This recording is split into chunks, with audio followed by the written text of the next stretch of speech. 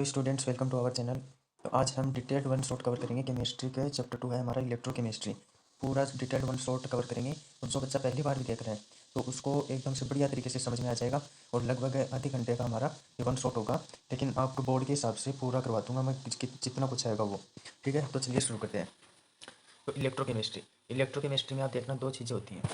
एक तो होता है conversion of chemical energy to electrical energy, एक होता है conversion of electrical energy to chemical energy.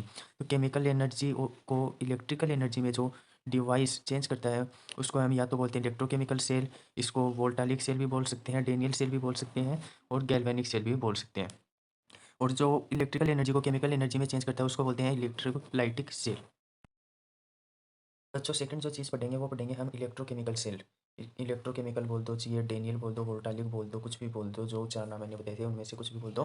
तो इलेक्ट्रोकेमिकल सेल कैसी होती है, तो यहाँ पे देखना आप पहले लेंगे दो बीकर, ये दो बीकर ले लिए। इसमें ZnSO4 का सोल्यूशन है, इसमें CuSO4 का सोल्यूशन है। ठीक है, ये जिंक रोड है, ये कॉपर रोड है। अब ये जो आपको यू टाइप जो दिख रही है, ठीक है, उल्टी यू दिख रही है, इसको बोलेंगे हम साल्ट ब्रिज बोलेंगे इसको। ठीक है, इसके बारे में भी बताऊँगा आपको। तो इसमें होगा क्या, जो करंट फ्लो है वो करेगा पॉजिटिव से नेगेटिव की ओर। ठीक है, तो इधर से कैथोड से एनोड की ओर।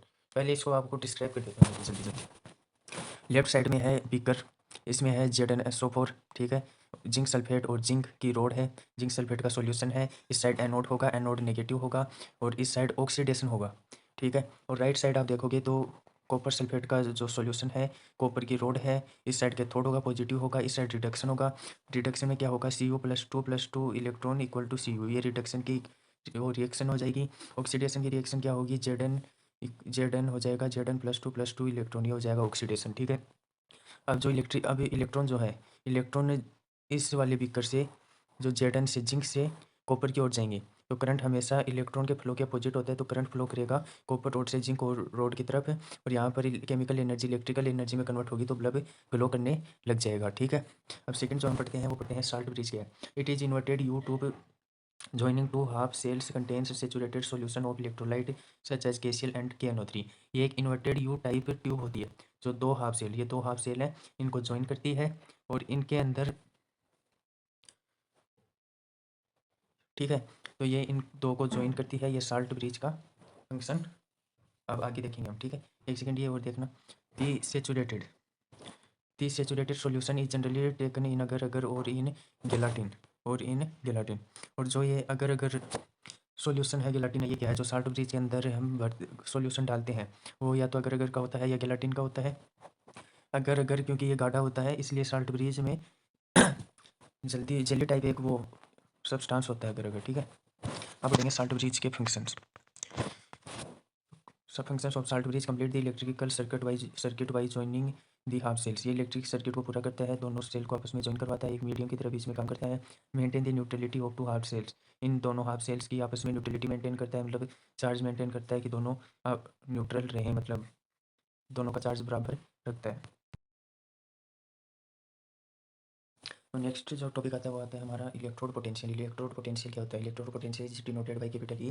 Due to separation of charge between electrode metal and solution there is development of potential which is called electrode potential.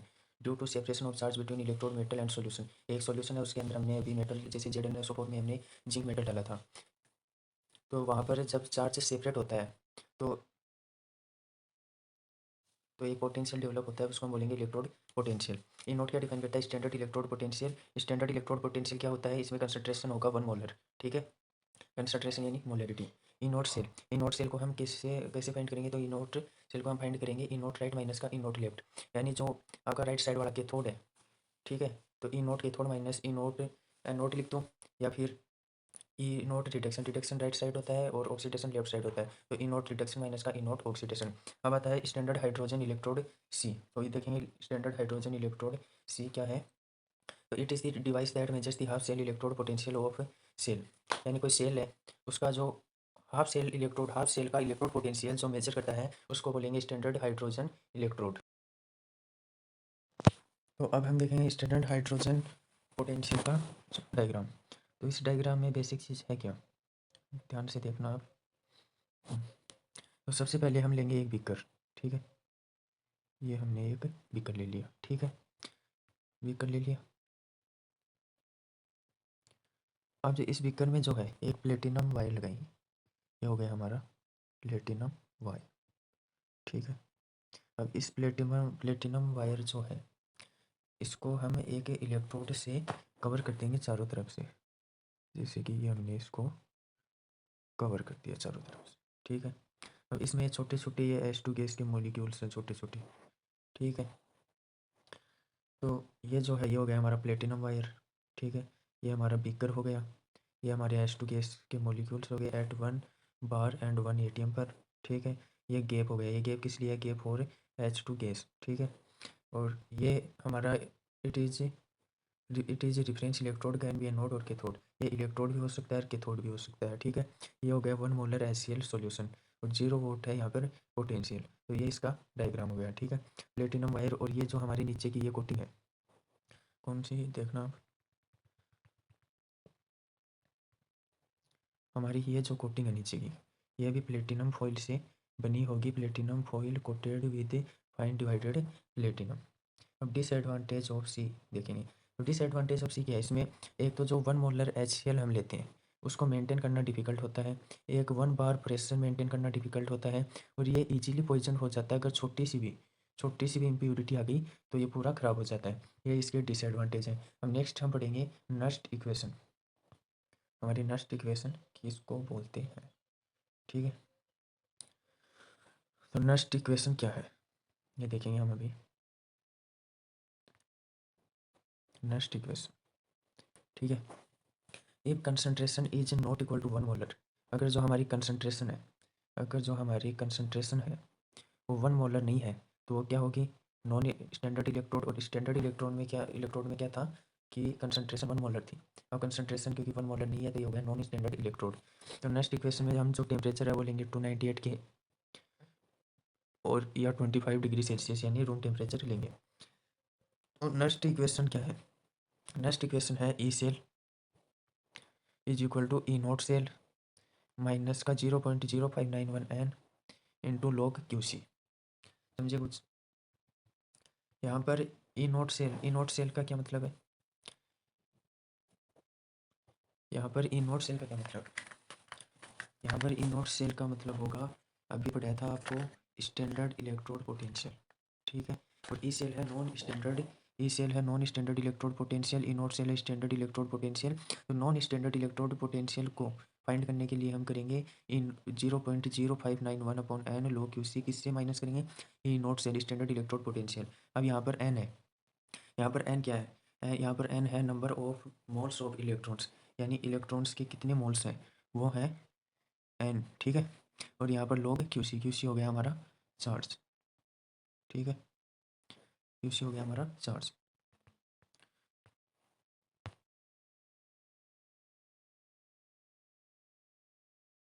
अब स्टूडेंट्स नेक्स्ट जो हमारा टॉपिक आता है नेक्स्ट वो आता है इक्विलिब्रियम, वो आता है equilibrium constant from Nernst equation.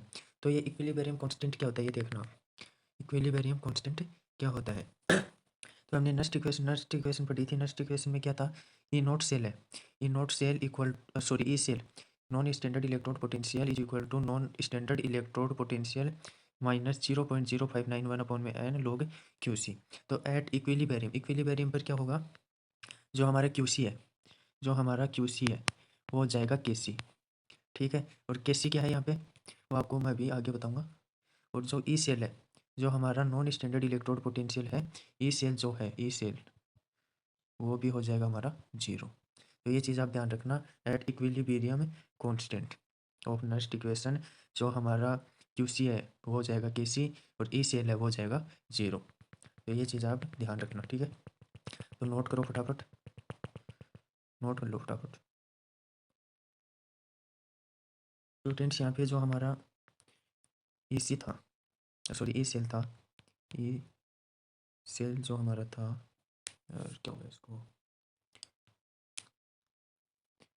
हाँ तो यहाँ पर जो हमारा ई सेल था, ई सेल तो 0 हो ही गया था, ठीक है, ई सेल तो 0 हो ही गया था। तो ई नोट सेल माइनस वो आगे का एज इट इज आ जाएगा।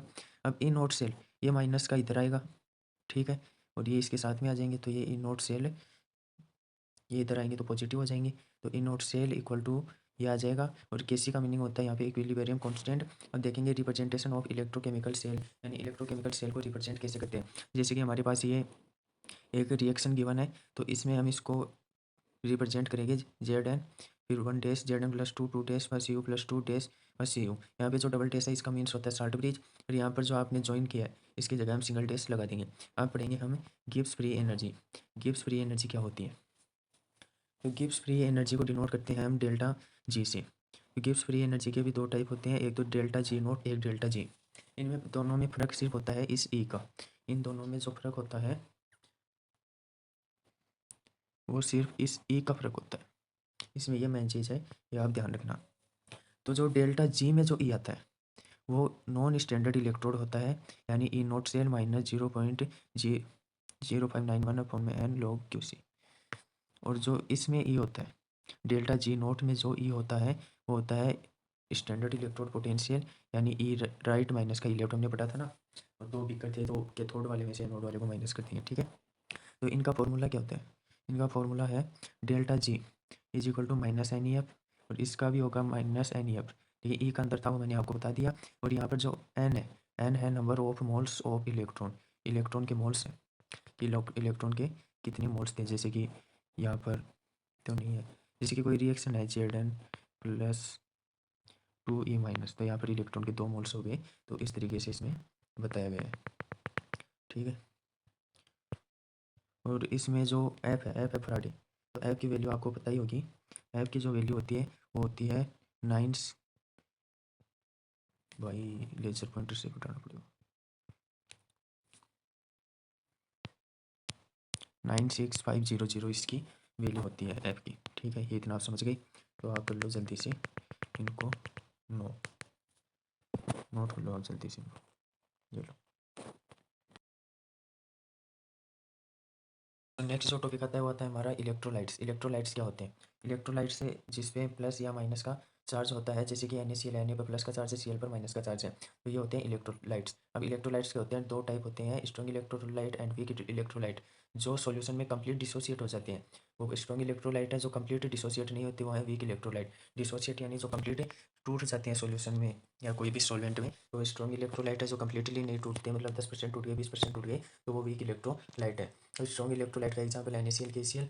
वीक इलेक्ट्रोलाइट का एग्जांपल है CH3COOH, ठीक है। अब कंडक्टेंस ऑफ इलेक्ट्रोलाइट सॉल्यूशन, तो जैसा कि रेजिस्टेंस का फॉर्मूला आपको पता होगा, रो इंटू एल अपॉन में ए, यहाँ पर एल लेंथ, ए एरिया, रो है रेजिस्टिविटी। तो जो रेजिस्टेंस का रेसिप्रोकल ऑफ रेजिस्टेंस होता है उसको बोलते हैं हम कंडक्टेंस। तो कंडक्टेंस इक्वल टू आ गया 1 अपॉन रेजिस्टेंस। कंडक्टेंस को हम जो डिनोट करते हैं वो करते हैं जी से, कंडक्टेंस को हम डिनोट करते हैं जी से। तो और रेजिस्टेंस को आर के, तो जी इक्वल टू आ गया 1/r। तो आप कर लो इसको जल्दी से नोट, फिर बढ़ते हैं आगे। तो नेक्स्ट जो हमारा टॉपिक आता है वो आता है कंडक्टिविटी। तो जैसे कि रेजिस्टेंस का रेसिप्रोकल कंडक्टेंस था, वैसे ही रेजिस्टिविटी का रेसिप्रोकल होगी कंडक्टिविटी। और कंडक्टिविटी को हम के से डिनोट करते हैं, के का मीनिंग है यहाँ पे कप्पा। तो के इज इक्वल टू आ जाएगा 1 अपॉन रो, रो हो गई रेजिस्टिविटी, ठीक है। Relation between conductance and conductivity, तो कंडक्टेंस और कंडक्टिविटी के बीच में हम रिलेशन देखेंगे। तो कंडक्टेंस का फॉर्मूला क्या था, कंडक्टेंस का फॉर्मूला क्या था 1 अपॉन आर, ठीक है। पहले रेजिस्टेंस का फॉर्मूला देखो, सॉरी कंडक्टेंस का फॉर्मूला था 1 अपॉन आर। तो 1 अपॉन आर यहाँ पर रेजिस्टेंस है, तो रेजिस्टेंस का रेसिप्रोकल हुआ, तो रेजिस्टेंस क्या था रो इंटू एल बाई ए, तो इसका भी हम रेसिप्रोकल कर देंगे। फिर जो कंडक्टेंस को हम डिनोट करते हैं जी से, और 1/रो अभी देखा था हमने कंडक्टिविटी होती है, तो इसको के से डिनोट कर देंगे इंटू ए बाई एल। अब ये जो ए बाई एल है ये इधर आएगा, तो जी इंटू एल बाई ए हो जाएगा। एल बाई ए होता है हमारा सेल कांस्टेंट, सेल कांस्टेंट को डिनोट करते हैं जी स्टार से, तो एल बाई ए को लिख देंगे हम सेल कांस्टेंट, और यहाँ पर जी का जी आ गया, के का आ गया। तो कंडक्टिविटी हो गई, conductivity is equal to conductance into G star cell constant. Conductivity की छोटी सी डेफिनेशन देखेंगे, it is the conductance of 1 unit cube of electrolytic solution. यानी कोई कंडक्टेंस है, ठीक है, और 1 यूनिट क्यूब यानी कोई क्यूब है, उसके जो एरिया लेंथ सब 1 यूनिट है, ठीक है। तो कंडक्टिविटी कंडक्टेंस के इक्वल हो जाएगी। कैसे हो जाएगी, कंडक्टेंस का फॉर्मूला क्या था कि रो इंटू एल बाई ए, तो एल और ए लेंथ और एरिया 1 हो जाएंगे, तो वहाँ पर बचेगा क्या, रो बचेगा। ठीक है। और रो का जो इन्वर्स होता है, ठीक है, वो क्या होता है, कंडक्टिविटी। वो क्या होता है, कंडक्टिविटी, ठीक है। ऑन डाइल्यूजन, डाइल्यूजन यानी पानी डालना। On dilution conductivity decrease because number of ions per unit volume decrease. यानी हम पानी डालते हैं, डाइल्यूट करते हैं, तो जो कंसंट्रेशन है आयन की वो डिक्रीज होती है। Molar conductivity, molar conductivity per unit molarity, यानी हर, जैसे कि मोलरिटी का फॉर्मूला क्या होता है, पर यूनिट मोलरिटी का मतलब per unit molar conductivity per unit molarity, यानी पर, तो ये ऐसे लिखा जाएगा जैसे कि ऊपर कंडक्टिविटी नीचे मोलरिटी, तो ये हो गया कंडक्टिविटी पर यूनिट मोलरिटी। और मोलर कंडक्टिविटी को हम डिनोट करते हैं लेमड़ा एम से, और क्योंकि मोलरिटी का फॉर्मूला होता है मोल्स बाई वॉल्यूम, तो यहाँ पर जो वॉल्यूम नीचे आएगा वो ऊपर चला जाएगा, मोल्स आ गए नीचे और इंटो में के, ठीक है। ऑन डाइल्यूजन के डिक्रीज वॉल्यूम इंक्रीज, डाइल्यूजन होने पर मोलर कंडक्टिविटी सिर्फ वॉल्यूम पर डिपेंड करती है, वॉल्यूम ज़्यादा होगी तो मोलर कंडक्टिविटी भी इंक्रीज होगी। तो नेक्स्ट जो हमारा टॉपिक है वो है वेरिएशन विद डिल्यूजन। ये हम उसमें पानी ऐड करेंगे तो क्या क्या वेरिएशन आएंगे, तो आप देखना। इसमें क्या होगा, अगर हम डिल्यूजन ऐड करेंगे या डिल्यूट करेंगे तो कंडक्टिविटी जो है वो डिक्रीज होगी और मोलर कंडक्टिविटी इंक्रीज होगी, क्योंकि मोलर कंडक्टिविटी डिपेंड करती है वॉल्यूम पर। और कंस्ट्रक्शन जो है, कंस्ट्रक्शन इन्वर्सली प्रोपोर्शनल होगा डिल्यूजन की, यानी डिल्यूशन डाइल्यूशन ज़्यादा तो कंसनट्रेशन कम, डाइल्यूशन कम तो कंसनट्रेशन ज़्यादा। अब आता है variation in molar conductivity with dilution. Molar conductivity में क्या आता है डाइल्यूजन के कारण वेरिएशन, तो वो देखेंगे हम इस ग्राफ के थ्रू। और नीचे क्या दे रखा है, construction dilution increase construction decrease, तो ये 0 0 ओरिजिन पे हमने ये ग्राफ बनाया है। तो ग्राफ कैसा होगा, ग्राफ ऐसे, और ये है मोल वो मोलर कंडक्टिविटी। तो आप देखोगे जैसे जैसे वो डाइल्यूजन इंक्रीज हो रहा है आपकी मोलर कंडक्टिविटी बढ़ रही है, ठीक है। इसमें आप देखोगे पहले धीमे धीमे बढ़ रही है, फिर सडन से ये चेंज आया, तो ये एनोमलस बिहेवियर क्यों हुआ है ये जानेंगे हम नेक्स्ट पेज पर। ये जो एनोमलस या फिर सडन चेंज आया था कि पहले धीमे धीमे बढ़ रहा था ग्राफ, सडन से क्यों बढ़ा, तो उसका रीजन है in case of weak electrolyte on dilution degree of dissociation increase in weak electrolyte, hence number of ions increase which leads to increase in molar conductivity more as compared to strong electrolyte. तो इसको simple भाषा में ये समझना कि जो strong electrolyte होता है वो पूरी 100% डिसोसिएट होता है, 100% टूटा हुआ होता है, तो वो सडन चेंज नहीं लेता है, वो आराम से एक कॉन्स्टेंट चेंज लेता है ग्राफ में। लेकिन जो हमारा वीक इलेक्ट्रोलाइट है वो पूरा टूटा हुआ नहीं होता है, वो मान लो 10% टूटा हुआ है या 20% टूटा हुआ है, तो डाइल्यूट करने के बाद वो, मान लो कोई हमारे पास एक वीक इलेक्ट्रोलाइट है वो 20% टूटा हुआ है, जब उसको हम डाइल्यूट करेंगे तो वो पूरा 100% टूटेगा, यानी 80% अचानक से बढ़ेगा, तब वो ग्राफ सडन चेंज आया ग्राफ में। और आयो नंबर ऑफ आयन्स बढ़ेंगे, नंबर ऑफ आयन्स बढ़ेंगे तो वो डिसोसिएट होगा, ठीक है, टूटेगा तो नंबर ऑफ आयन्स बढ़ेंगे, नंबर ऑफ आयन्स बढ़ेंगे तो वो सडन चेंज लेगा graph. In case of strong electrolyte on dilution there is no increase in number of ions but due to dilution the forces of attraction between ion decrease which increases movement of ions and hence increase in molar conductivity. और जो strong electrolyte है उसमें molar conductivity कैसे बढ़ती है, इसमें number of ions नहीं बढ़ती, इसमें जो आयन्स के बीच में अट्रैक्शन फोर्स है वो कम हो जाता है, इसलिए आयन्स इधर उधर भागने लगते हैं आयन्स इधर उधर भागने लगते हैं, इसलिए मोलर कंडक्टिविटी इंक्रीज होती है। अब आते हैं हमारा कोलरॉस लॉ, ठीक है, कोलरॉस लॉ एट इनफाइनाइट और जीरो कंसंट्रेशन डाइल्यूजन। कोलरॉस लॉ में क्या पढ़ेंगे, इनफाइनाइट और जीरो कंसंट्रेशन एट इनफाइनाइट, अच्छा एट इनफाइनाइट डाइल्यूजन और जीरो कंसंट्रेशन, इसमें पढ़ेंगे या तो इनफाइनाइट डाइल्यूजन बोल लो या जीरो कंसंट्रेशन बोल लो। जीरो कंसंट्रेशन क्या हुआ, ये मतलब क्यों आया यहाँ पे, क्योंकि हमने जैसे कि देखा कि जैसे जैसे डाइल्यूशन बढ़ेगा कंसंट्रेशन कम होगा, तो डाइल्यूशन इनफाइनाइट है, तो डाइल्यूशन बहुत ज़्यादा बढ़ गया है तो कंसंट्रेशन भी लगभग जीरो के बराबर हो जाएगा, तो इसको बोला गया है जीरो कंसंट्रेशन, ठीक है।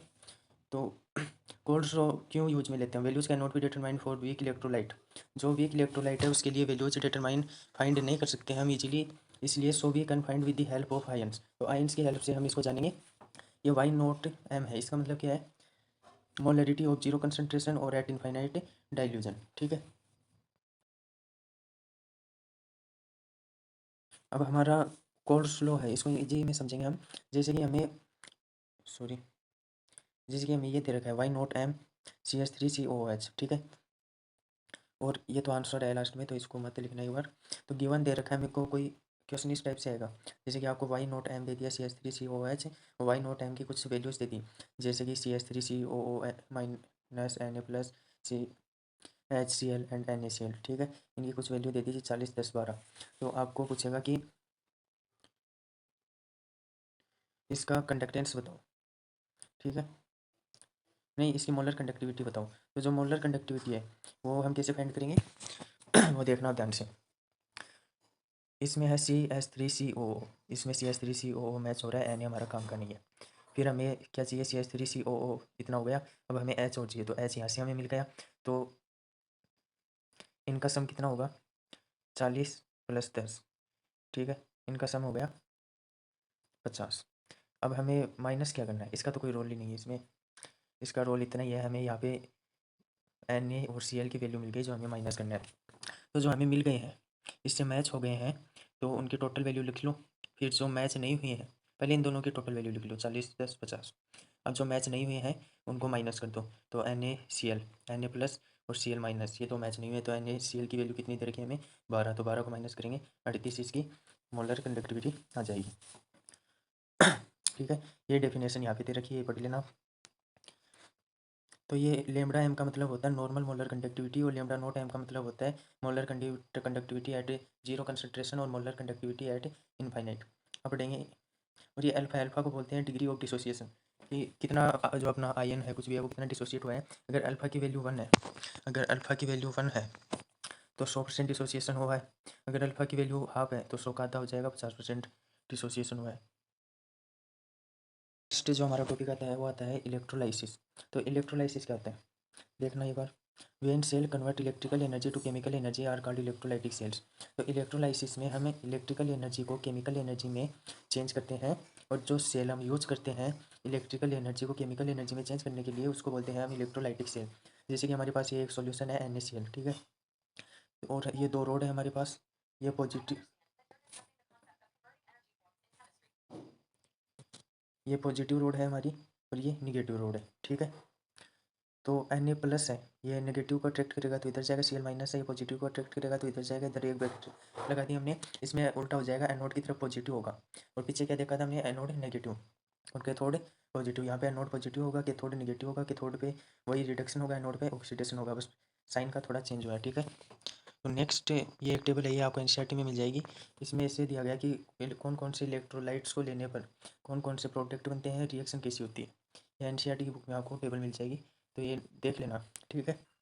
इसमें आपको एक इलेक्ट्रोलाइट दिया हुआ है, एक वस यानी H2O, और फिर प्रोडक्ट बनता है H2 गैस, ठीक है, और Cl2 गैस, नहीं H2 गैस प्रोडक्ट बनता है। तो ये बोल रहा है NaCl में Cl2 गैस प्रोडक्ट क्यों नहीं बना, तो इसका आंसर आएगा, इससे क्वेश्चन पूछे जाते हैं, तो इसका आंसर आएगा और पोटेंशियल रिक्वायर्ड, यानी Cl2 गैस बनने के लिए और पोटेंशियल होना चाहिए H2 गैस से ज़्यादा, तभी Cl2 गैस बनेगी। फ्रेंड्स अब पढ़ेंगे हम फैराडेज लॉ, ठीक है, प्रोडक्ट ऑफ इलेक्ट्रोलाइसिस बोल दो इसको, एक तरह से प्रोडक्ट ऑफ इलेक्ट्रोलाइसिस पढ़ेंगे। तो फैराडे लॉ क्या होता है, फैराडे के दो लॉ होते हैं। तो फर्स्ट लॉ है, इट स्टेट्स दैट वेट और product during electrolysis at electrode is directly proportional to the charge supply. जो हमारा वेट होगा वो चार्ज के डायरेक्टली प्रोपोर्शनल होगा, ठीक है। और जैसे हम प्रोपोर्शनल का साइन हटाएंगे यहाँ पे कांस्टेंट हट जाएगा, जेड, जेड को बोलते हैं इलेक्ट्रॉन केमिकल इक्विवेलेंट। जेड को कैसे फाइंड करते हैं, एटॉमिक वेट जो हमारा कंपोनेंट है उसका एटॉमिक वेट अपॉन में 96,500, ये फैराडे की वैल्यू होती है 96,500, ठीक है, कूलम। 96,500 इंटू एन, एन है number of moles of electron, ठीक है। तो चार्ज को हम लिख देंगे I into T, current into time भी लिख सकते हैं, तो डब्ल्यू की वैल्यू आ जाएगी ZIT, ठीक है। फैराडे के सेकंड लॉ में क्या वो देखना। सेकंड लॉ में जैसे कि हमारे पास ये 4 बीकर है, ठीक है, इसका है वेट 1, इसका है वेट 2, इसका वेट 3, इसका वेट 4। तो वेट 1 डायरेक्टली प्रोपोर्शनल होगा E1 के, वेट 2 E2 के, वेट 3 E3 के, वेट 4 E4 के। यहाँ पे E है इक्विवेलेंट वेट, E को फाइंड कैसे करते हैं, एटॉमिक वेट अपॉन में एन, एन एन यानी है number of moles of electron, ठीक है। तो W1/W2 इक्वल टू E1/E2, यही फॉर्मूला है सेकंड लॉ का। सेकंड लॉ यही खत्म होता है कि बेसिक ये फॉर्मूला याद रखो आप, कि मान लो जैसे कि ये क्वेश्चन एग्जांपल ले लो आप, जैसे कि सीरीज में कनेक्टेड दो कंटेनर हैं, इसमें जिंक +2 है, इसमें कॉपर +2 है, W1 दे रखा है 4 ग्राम, W2 हमें फाइंड करना है। तो इसका फॉर्मूला होता है फाइंड करने का W1/W2 इक्वल टू E1/E2, ठीक है। तो E कैसे फाइंड करेंगे, atomic weight by n, atomic weight by n, तो n number of moles of electron, यहाँ पर भी 2 है, यहाँ पर भी 2 है, ठीक है। W1 की वैल्यू आ गई 4 upon W2 equal to E1 है 65/2, जिंक का जो एटॉमिक वेट होता है वो अपॉन में 63.5 अपॉन में 2, ये इसका कॉपर का जो एटॉमिक वेट होता है, तो दो 2 से 2 कट हो जाएगा, ये आ जाएगा 65/63.5। तो हमारा जो फाइनली तो यहाँ से W2 सिंगल बचा, सबकी वैल्यू आ गई, तो यहाँ से W2 की वैल्यू आ जाएगी। तो ये है हमारा टाटे का सेकंड लॉ, इसमें ये फॉर्मूला यूज होता है, ये इंपॉर्टेंट है, इसको आप याद कर लेना, ठीक है। नोट्स लिख लो अपने हिसाब से। तो बच्चों सेकंड लॉ की डेफिनेशन देख लेना आप, फैराडे की सेकंड लॉ की। The mass of different ions liberated at electrode when the same amount of electricity is placed through different electrolytes are directly proportional to their chemical equivalent weight. Chemical directly proportional होंगे वो charge से chemical equivalent, sorry वो weight chemical equivalent weight के directly proportional होगा, जैसे कि हमने देखा W1 directly proportional to W1, W2 W2 के। तो यही फॉर्मूला है इसका, ये सेकंड लॉ है। लास्ट जो टॉपिक है वो आता है कोरोजन और रस्टिंग। ये एनसीईआरटी में दे रखा है, मतलब डिटेल में दे रखा है, लेकिन आप थोड़ा सा ओवरव्यू ले लो इसका, ये डिटेल में नहीं बता रहा। और ये बैटरीज वाला टॉपिक है, वो भी आप बुक से पढ़ लेना, और बाकी और टॉपिक क्लियर करवा दिए हैं मैंने। तो गैल्वेनाइजेशन, कोरोजन और रस्टिंग आप जानते हो, मतलब जंग लग जाता है, तो इसको रोकने के लिए गैल्वेनाइजेशन का उपयोग करते हैं। गैल्वेनाइजेशन को हम सेक्रीफिशियल मेथड भी कहते हैं। तो ये मान लो हमारे पास एक आयरन की रोड है, इसमें हमने जिंक की कोटिंग की, ये हो गया गैल्वेनाइजेशन। लेकिन ये जिंक की कोटिंग खराब होगी क्योंकि जिंक भी रिएक्टिव है, तो इसको उतारेंगे, फिर से जिंक की कोटिंग करते हैं। तो यहाँ पे जिंक अपने आप को सेक्रीफाइस कर रहा है, इसलिए गैल्वेनाइजेशन को हम सेक्रीफिशियल मेथड भी कहते हैं। तो भाई सपोर्ट करो अपने छोटे भाई को, क्योंकि ये मेरा फर्स्ट टाइम है यार। अगर वीडियो अच्छी लगी, आपको लग रहा है कि भाई कुछ समझ में आ रहा है, तो मैं पढ़ाने लायक हूँ, हमारा कोर्स कवर हो रहा है, आधी एक घंटे के वन शॉट में मैं ज़्यादा से ज़्यादा आपको समझा पा रहा हूँ, तो भाई सब्सक्राइब वगैरह कर देना भाई, बहुत मेहनत लगती है। और मेरे पास तो भाई डिजिटल बोर्ड भी नहीं है।